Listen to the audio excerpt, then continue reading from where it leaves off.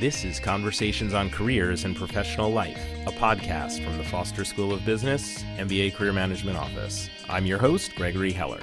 On each episode, I talk with guests from faculty and staff to students and business leaders about the skills and strategies that can help you design a professional life that you're happy with.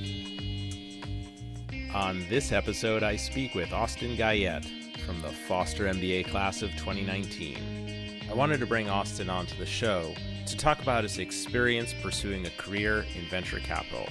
We were able to talk about how he built his network, what his role is as a venture investor with Voyager Capital, and the Seattle startup and venture ecosystem. Austin even shared one of his biggest regrets during the program. I hope you'll enjoy my conversation on careers and professional life with Austin Guyette. My guest today is Austin Guyette from the class of 2019. Austin and I worked together during his time at the Foster School, and I wanted to bring him back to speak on the podcast and have a conversation with him about the venture capital industry, specifically in Seattle, because that is what Austin does today. Austin is at Voyager Capital, where he's an investor. And we're going to have a conversation about how he got there and what his career looks like. Austin Guyette, welcome to Conversations on Careers and Professional Life. Thanks for having me, Gregory. This should be fun. Yeah. So before we get into what you're doing now, can you tell us a little bit about what you did before you came into the program at Foster? Yeah, sure. I'll start from the beginning because my early career was as much an exercise as finding out what I didn't want to do as it was finding out what I did want to do. So my undergrad was in hard science. I was a physics major, and I thought I wanted to do something in engineering. So my first application to the University of Washington was actually to the aerospace engineering program, an attempt to get a master's degree and eventually a PhD in the field. And after learning a lot about what PhDs actually did, I decided that wasn't the path for me and had really no idea what I wanted to do with my life. And I fell into, out of school, a technology consulting job, working with large enterprise clients, helping them, basically design the strategy for implementing new technology, and then actually going and building that. And through some folks that I met there, I ended up then transitioning to work for a startup called Cedargate Technologies. The best way to think about what they do is they build software to provide analytics to the healthcare industry to essentially try to figure out how money is spent in a health system or in different types of insurance contracts, and help people sort of optimize how they design those to deliver care to patients in a sort of a cheaper, more effective way. And for the first time sort of working there, I had this feeling of, hey, this is actually the first environment that I've actually really liked working in. The small startup environment, there's no big, corporate culture. I liked it a lot, and I wanted to start a company someday. That was sort of my realization there. And we had our investors who would show up once a quarter. There were these guys in suits, big, scary people that everybody would get super stressed out about.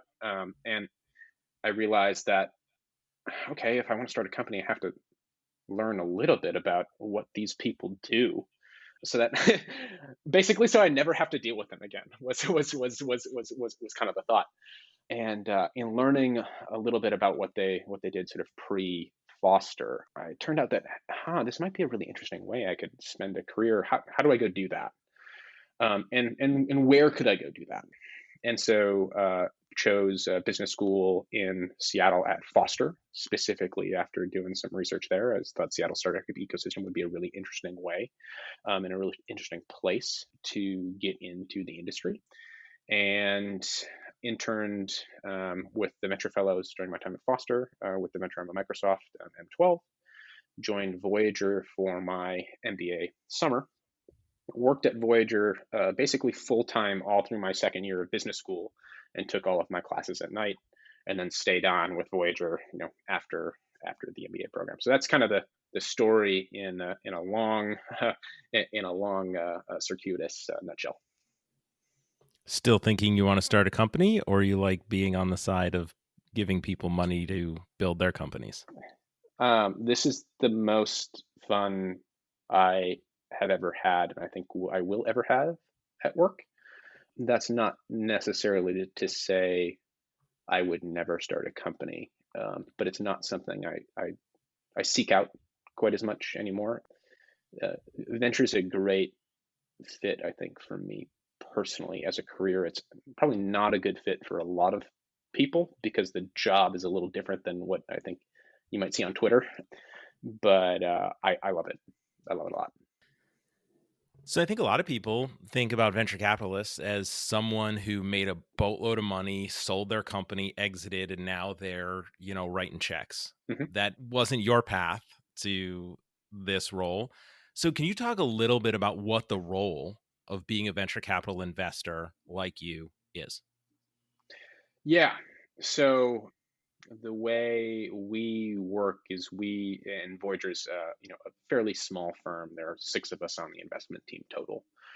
And we all do a little bit of everything from going out and finding new companies that sort of fit our investment thesis, figuring out and evaluating the companies that we find to try to decide, hey, what should we invest in?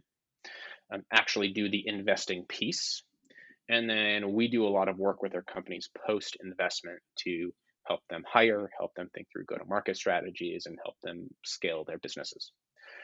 And so I sort of do all of the different pieces of that, but the job really at the end of the day boils down to you are an investor or an investment manager. You're managing basically other people's money that you've gone out and raised, and you're matching it with other people's ideas. And for that other piece, you're kind of a salesperson. It's a lot of talking to people. It's a lot of meeting new people. It's a lot of networking. And the interesting thing about both of these parties and sort of the tension between is this: is the people with money could take you out of the middle of being the middle person between the people with the ideas and the companies, they would 100% do that. So there's a little bit, I think, of humility that you have to bring to the job that basically says, hey, you're matching people's matching other people's money with other people's ideas. You know, you should be pretty grateful that you have the opportunity to do this job. Work your tail off, hopefully do it really well. But the big egos that you might see from, again, sort of the venture folks on Twitter, I don't think have a place in the industry, to be perfectly frank. So you're a bit of a matchmaker, and then Mhm. you are like a bit of a relationship coach after that, right? So in the sense that you're helping the company, your engagement doesn't stop with the ink drying on the check. Yeah, that's the form of venture that we practice. There are other firms that are the total opposite, and some entrepreneurs um, like those firms. Hey, here's a check. Hey, call us if you need more money, but we'll stay out of your way. We like to sort of think of ourselves as folks that can make the CEO's job and the management team's job easier, whether that be helping people find fantastic executives to hire in their company, having them think through the really sort of difficult strategic decisions that they're working for, and be not prescriptive in that, but a sounding board for somebody that's equally invested in the company and the founders being successful. And so that's the approach we take. There's a bunch of different flavors to how people really practice venture. So you mentioned finding investments that match your thesis, but not all venture capital firms are thesis driven. Is that correct? Not all venture firms are necessarily thesis driven in sort of the idea construction, if you will, but every firm today has at least a focus or focus areas. Gone are the days when you are truly the, hey, we're a a venture firm that invests horizontally in everything, and everybody does everything across the entire world. So Voyager's thesis is specifically on the Pacific Northwest, right? We think the next generation of legendary companies in North America are going to be built here. Other folks say, hey, I think the logistics industry is incredibly interesting. So I'm going to go find the very best company anywhere in the world to invest in. And so, you know, we're both thesis driven in some regard. One is a thesis on an idea. We have a thesis about a location. And recently you really focused that location on the Pacific Northwest because you were investing in California, but now it's Portland to BC. Yeah, that's been an evolution over the firm's kind of 24 years here in Seattle. We used to have a San Francisco office, and just like startups find their product market fit, Voyager found their product market fit in some regards. When we looked at where we did really well, and this is sort of the mid 2010s, it was in the Pacific Northwest when we were close to companies we got to know and sort of work with people, and we did much worse when we invested in the Bay Area. So like any good startup, we just decided to do more of what we were good at. Let's talk about the Pacific Northwest. So, historically people think Seattle, they think Amazon, Microsoft, and maybe some other big names, Expedia and Starbucks, right? Mm-hmm. But we have this really fast growing, impressive list of startup companies. I think there are more than 10 unicorns now, quite a Mm-hmm. few of them minted just in the last year or so alone during the pandemic, actually. And I think I read that almost $4.5 billion raised by Seattle area startups in the last year, in 2020. So what is it about Seattle and the startup and venture ecosystem in Seattle that you think really makes it tick and grow? Yeah, it's a great question, and I think the similar to building a house, the foundation of Seattle's startup ecosystem and the big anchor tenants, Amazon, Microsoft, the engineering talent they attract, the fantastic research institutions like the one we have here at the University of Washington. These are all excellent pieces, but none of them are the actual reason why I thought Seattle was super interesting when I moved here in 2017. What I thought was really interesting at that time was the fact that Seattle was one of the fastest growing cities in America from sort of the population demographic from 25 to 35. And those folks were coming to, yes, Amazon and Microsoft, but you also saw this big influx of people that I call essentially the startup sous chefs, right? They're the people that, hey, maybe they came to Seattle, or maybe they were already in Seattle working in Amazon and got poached by Convoy.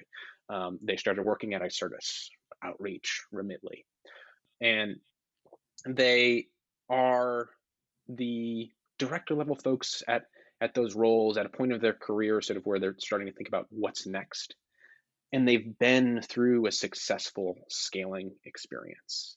That's the piece of the Seattle startup ecosystem that I think folks miss. Like, we have this exponential growth of those people here, and we've never had it before. And in my opinion, and we're still going to get fantastic, founders out of Amazon and Microsoft and Expedia and some out of Starbucks. But the most interesting thing is the folks that have been through a scaling experience, have been through a successful startup and seen what that looks like. And they also have the ability to look across the table from somebody at Amazon or Microsoft that's considering spinning out, whose colleagues might say, "You're crazy for leaving this position. You're getting paid so much money. It's so comfortable here, and look at the career trajectory." And the person that left Amazon to go to Convoy, for example, looks across the table from them and says, "No, you're not. You're not crazy for wanting to start something. It's totally possible. Look, we've done it. By the way, would you mind if I joined?"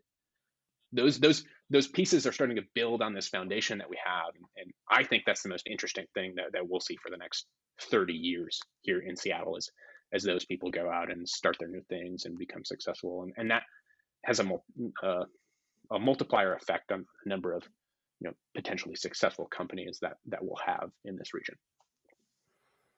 What do you think the greatest threat or challenge to venture folks and startups is right now in Seattle or Seattle area?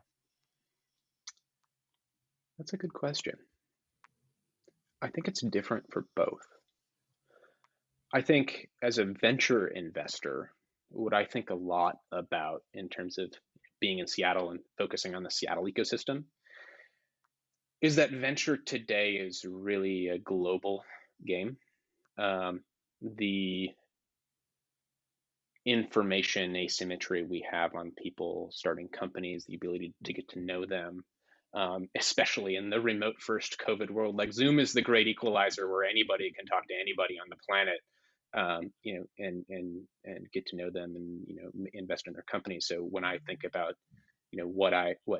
what keeps me up at night are maintaining sort of our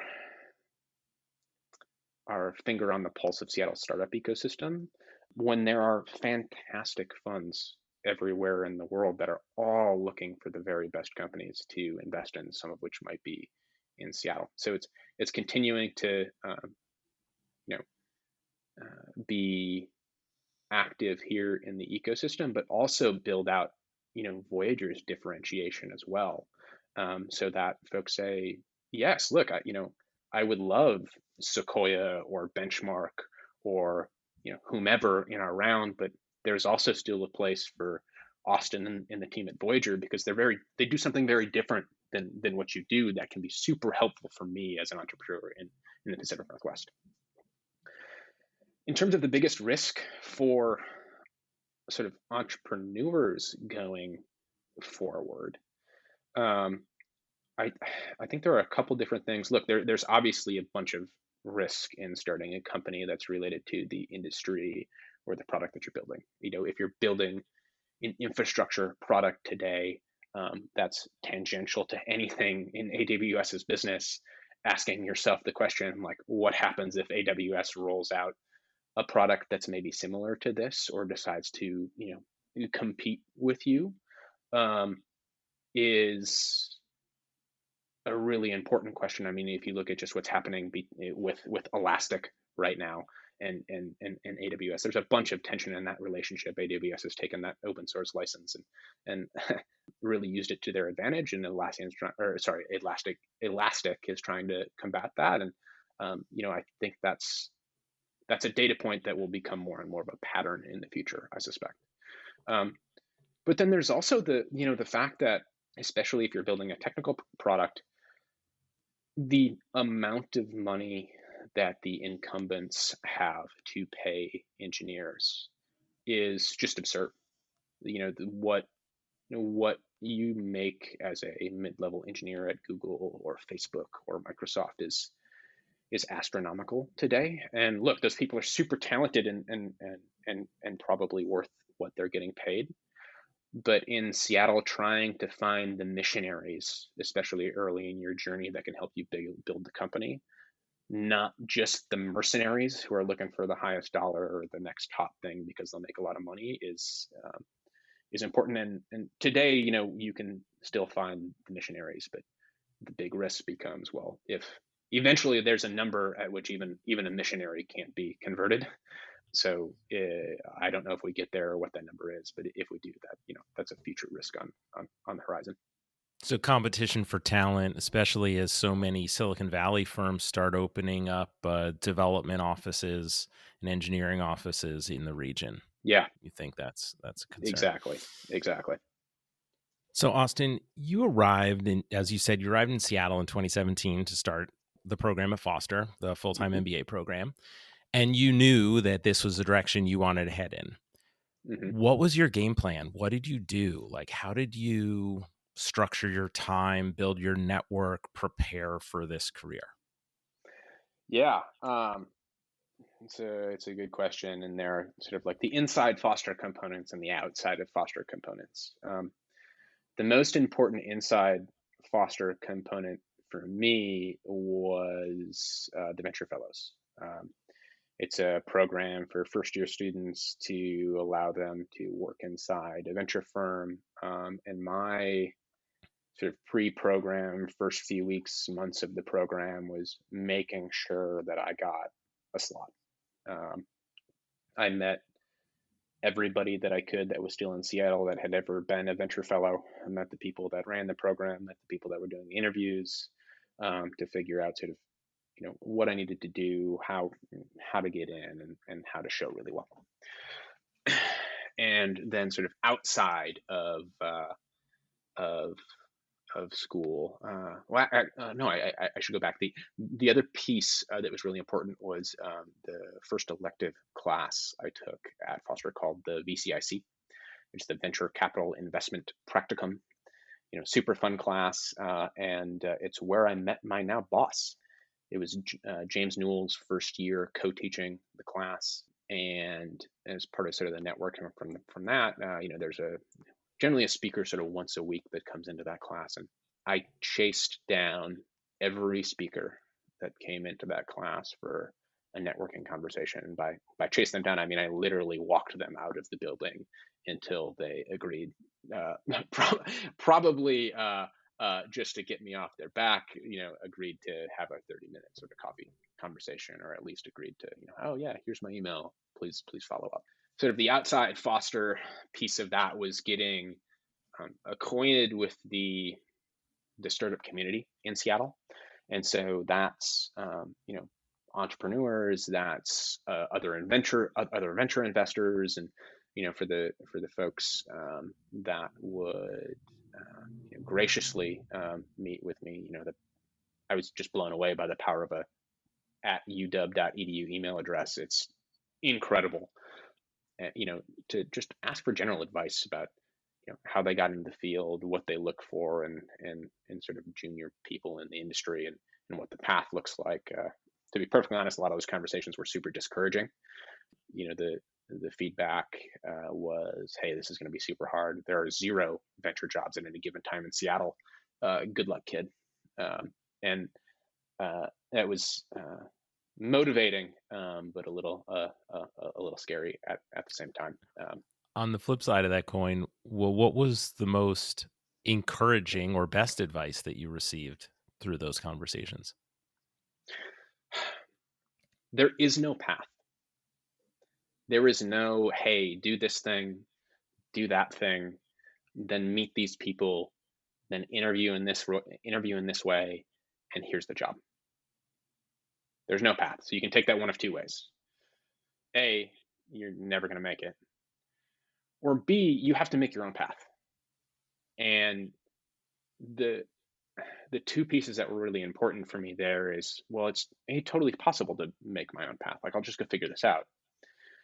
And then, the second thing is, coming out of an MBA program, especially an MBA program at Foster, the floor on your career is so much higher than it ever was before.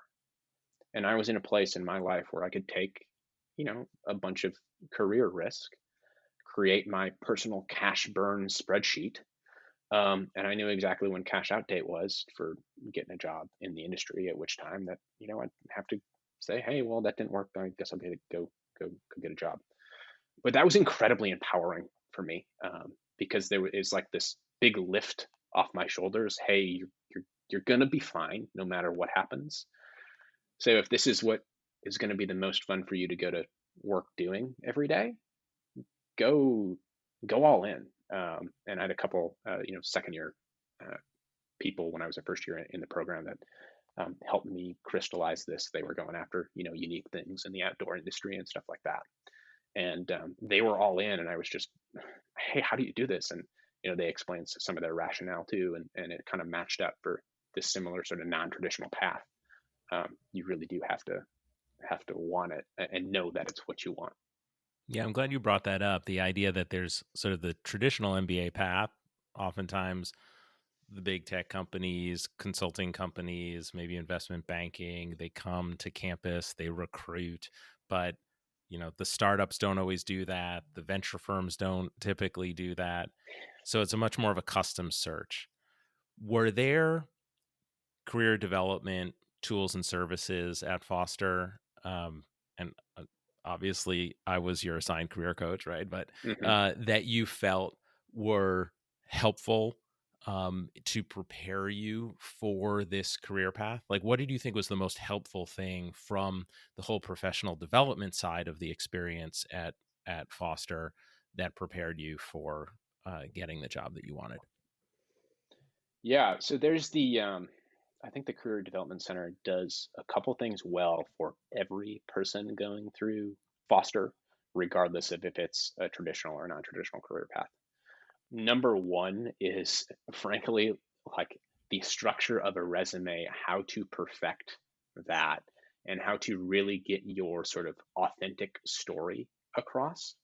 Um, that sort of like written and spoken storytelling element, while you know you can't necessarily help somebody craft that for the venture industry within the Career Development Center, but you can help get sort of the framework and the generalist sort of resume walk down. And I had none of that coming into the program. It was super raw, and you you probably saw a lot of that. And so that was incredibly helpful.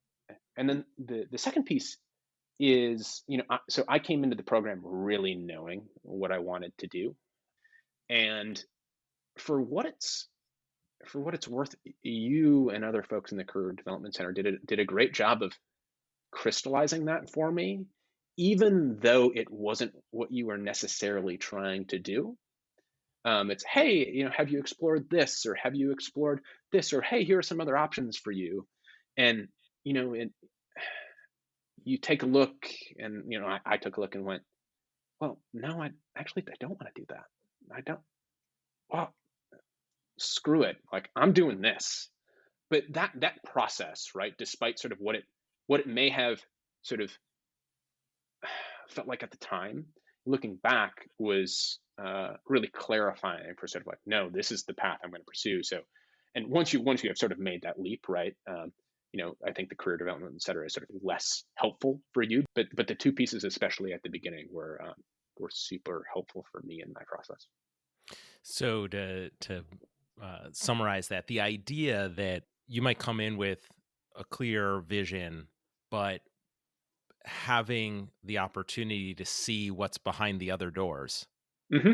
essentially, helped you feel even more confident about the vision that you had and the decision that you made. So accessing resources, activities, information sessions, coaching, etc., that really just helped you crystallize, I think was the word you used, this vision that you had going into venture capital. And then the storytelling aspect, Yeah. which is something that is that's my favorite thing, right? Is like, how do you tell that story about why you want to do this, so that when you have that opportunity, that walk to the parking lot opportunity to talk to someone, you can really concisely and clearly articulate who you are and why you want to talk to them, and what you want to do with your post MBA life. Exactly. And on the door opening sort of comment, like, I think one of the early sort of things you do as part of interfacing with the Career Development Center is that, like, a consulting case interview. And I had done sort of some consulting in the past, and you know, you see the door open again, and you start to wonder, hey, like, is this what if I went back to that world? Like, I could see that. And then we started going through the first case, and I went, oh, forget it, absolutely not. And so, like, despite sort of what that reaction was at the time, looking back, like, that's super helpful. It as important as knowing what you want to do is like knowing what you don't want to do, and that's great. It's a fantastic resource that you can't get anywhere else. I think of that, I put that under the bucket of discernment, right? This being able to know what is right for you and what is wrong for you is critical to determining a career path and setting Hmm. and charting that course. Hmm. For other students who might be entering the program, listening to this now, thinking, oh, venture capital, that's something that I would really like to do someday, right? Maybe that's right out of the program. Maybe that's someday after I get some more experience in industry. What's some of the advice that you would give them? Now, obviously try and get into venture fellows. Are there other Mhm. things, clubs, activities, other ways to engage with the startup community that you think are really helpful that you'd advise people to pursue? Yeah, so EVCC, the Entrepreneurship and Venture Capital Club within Foster, is a great starting point. I guess my high level advice to anybody thinking about pursuing this career path, either in the short term or long term, is number one, get some context for what you're doing. So hey, I've never worked in a startup or never worked in technology, but want to be a startup technology investor, like that equation just doesn't work, because you can't sit across from somebody and like really understand either the technical nuance of what they're doing. And, I am not a technical person by any means, but, I can at least talk like someone that's dangerous sometimes. And then the other piece is like, there are things about sort of like the early sort of startup journey that you will never understand if you only work at big companies. And having both of those pieces as context, I think, are really important. And then the sort of long term, hey, if I want to do this, how do I think about, well, being a generalist versus specificity? Um, I think some of the very best venture investors are like spiky in some way, shape, or form, either about a particular sort of industry or about a particular technology, or in our case, a particular geography. Now, you could argue that the geography angle is going to be commoditized over time, so I might be out of a job eventually. I hope not. Um, but there are folks that focus exclusively on industry, and especially if venture is sort of a 20-year time horizon, sort of for someone, and they've worked and seen a bunch of stuff in the industry. You can offer so much value to an entrepreneur that's building, and that just through the lessons that you've learned, that they will actively seek you out for your advice. And so having and thinking about how you might be, spiky and know a lot about a smaller portion of the world, and how that might transition and become something that you can invest behind, even whether it's sort of like personally, right? Hey, I know a lot about e-commerce sort of technology and e-commerce infrastructure. I've worked at Amazon for 15 years, and I see these startups popping up that I think are really interesting. You can start to angel invest in those, and that's sort of a way to get dip your toe into the water of this startup investing thing, sort of once you've established your career and have some money to start investing.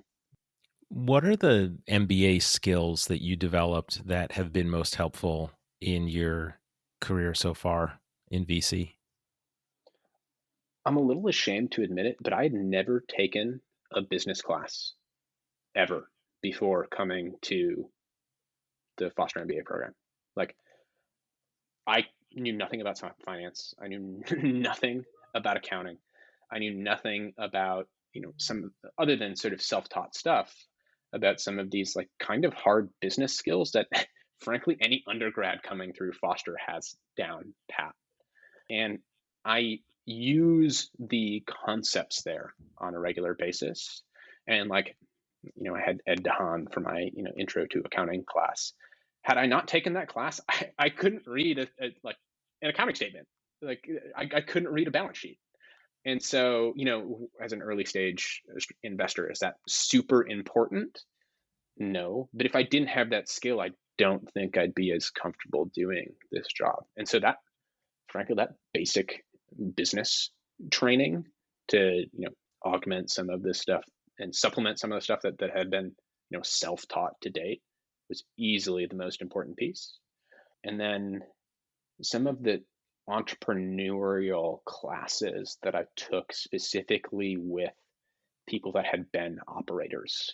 I took go-to-market strategy with Kelly Wright, who was just phenomenal. And then it was like, I don't remember exactly what the name of the class was, like marketing technology or marketing sort of an elective with Elisa Fink, who was the former CMO at Tableau, who is also incredible. And just there, hey, here's what we learned. Here's what matters in a practical sense. That was super helpful as well, to take some of the stuff that you get in the core marketing classes that you take, and filter out the like, okay, like in the startup context, or in specifically operating in smaller companies, like this is really what matters and this is how to think about it, based on experience, was incredible. What was it like to work full time during the second year? So hard. um, if I could do it all over again, I don't know that I would, to be perfectly honest, knowing what I know now.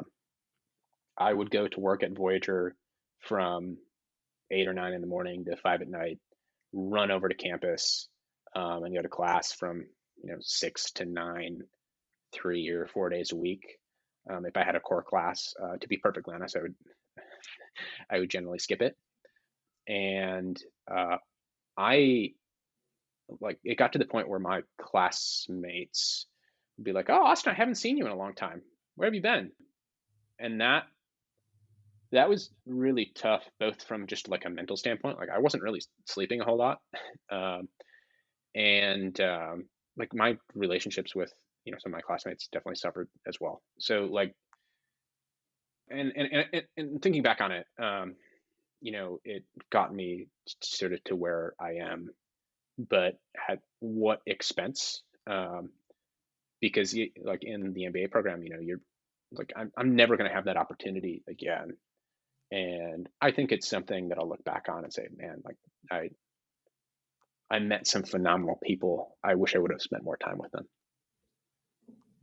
Thanks for sharing that honestly. Yeah, I mean, it's not. I it's something that I maybe is a little too direct, but it's something that I have to be really honest about. Like, it's not. My partner, girlfriend Miranda, will like. She just looked at sort of what was going on and was like, what are you doing? Like, I get it, but this is a lot. Like, you need to start taking stuff off your plate. And exercise fell out the window, a bunch of stuff fell out the window, and you know I, it was what I wanted to do, and it's what I thought it would take. And again, I'm not joking about the personal burn cash spreadsheet. Like, I knew when cash out date was, at which point that I'd have to find a job, and if this didn't work, I'd be kind of disappointed. Um, and that was stressful, to say the least. Yeah, the network is really important. And, as someone who's focusing on the Seattle area, like a lot of those people, they're going to be at those companies, right? So you Yeah, have the relationships. Maybe some of them might have been a little bit stronger, yeah. but you also are going to have the purse strings, right? So maybe people will overlook the fact that they didn't see you much in the second year. Ah, maybe.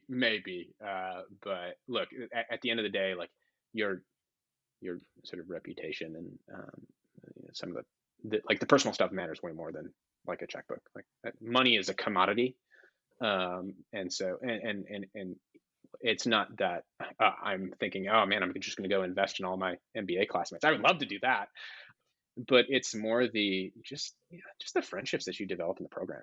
Like, uh, some of my classmates they'll be just best friends for the rest of their lives, right?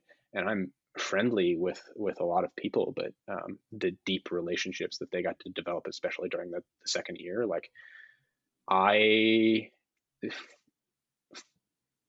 just forewent those. And looking back, I'm like, yeah, I regret it.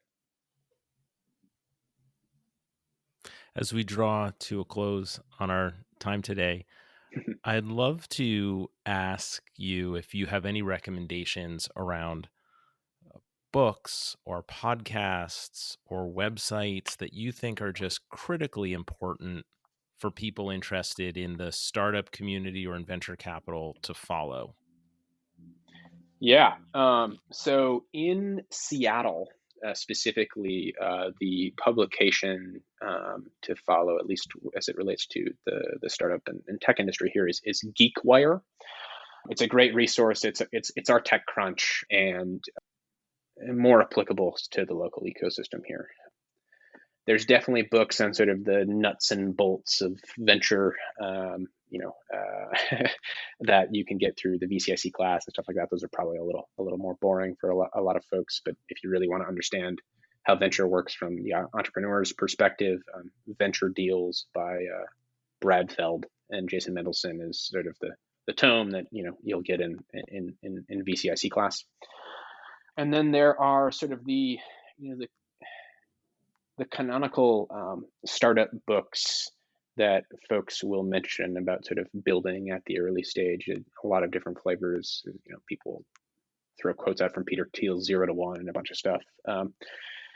There are two books that I found more sort of interesting at a tactical level than that. A guy named Scott Belsky, who's the chief product officer at Adobe, wrote a book called The Messy Middle, which is all about, okay, you've gotten something out there, now what? And it's a great sort of long read about a lot of the tactics around building companies. And then Elad Gil, and I'm going to blank on this book's name. It's in my office. We'll look it up and we'll put it in the show notes. Great. Yeah. But he wrote a book on sort of like the next sort of scaling pieces of that. And those are two that I don't think get as much or don't get talked about as much as I would like them to be, just because they're relatively new. Is it the High Growth Handbook? Yes, thank you. The power of Google. Yeah, just searched it. Okay. The Google machine. Yeah, there we go. Outsourced Brain, the High Growth Handbook by Elad Gil. Thank you. You listen to any podcasts, either for this or otherwise, that you think people should know about?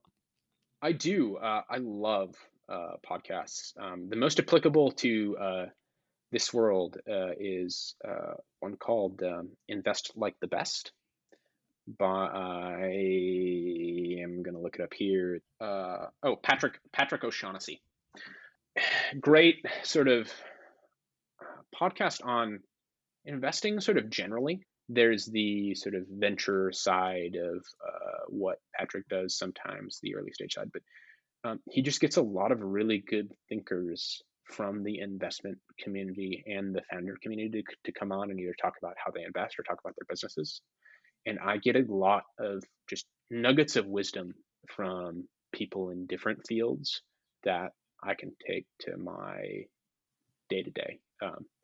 The other sort of podcast that's local to Seattle here, that is, one of the better ones about sort of how the history of how companies are built and the takeaways from, their trajectories is a podcast called Acquired by Ben Gilbert and David Rosenthal.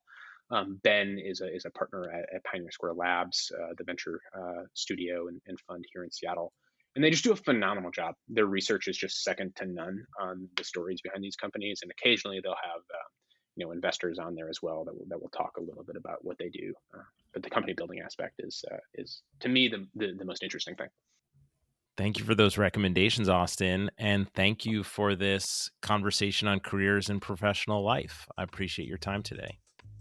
Of course, Gregory. Thanks for having me on. And hopefully one person out there will find it a little bit useful for their MBA and post-MBA career experience.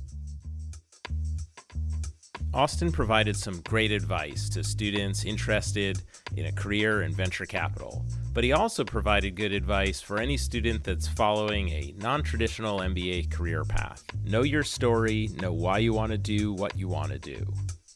As always, you can find links to the resources Austin shared in the show notes at conversationsoncareers.com. If you're interested in the startup and venture capital career space, have a listen to my conversation with Rebecca Lovell a few episodes back. I'll link to it in the show notes. Thank you for listening to another episode of Conversations on Careers and Professional Life. I'd love to hear what you think about the podcast. You can email me at gheller@uw.edu. And if you've enjoyed this episode, please share it with a friend or classmate.